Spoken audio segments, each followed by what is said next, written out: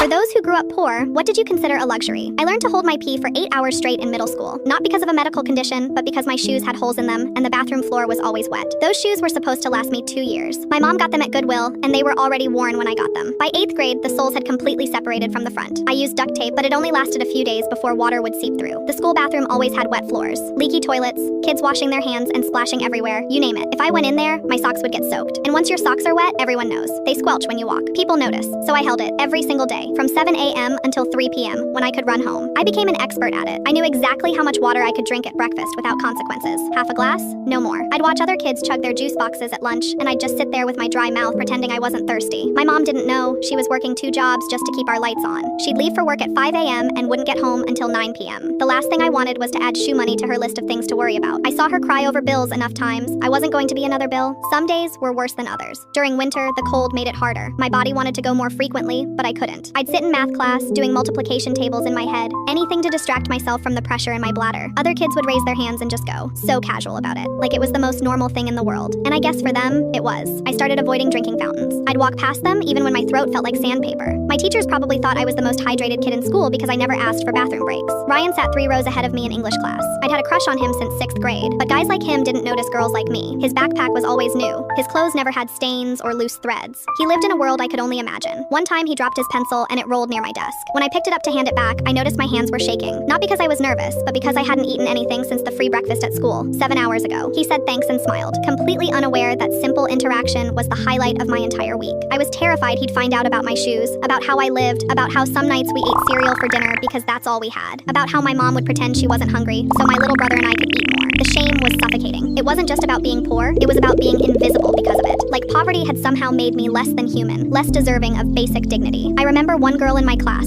Sarah, complaining about how her parents only gave her a $50 allowance instead of $100 that month. $50.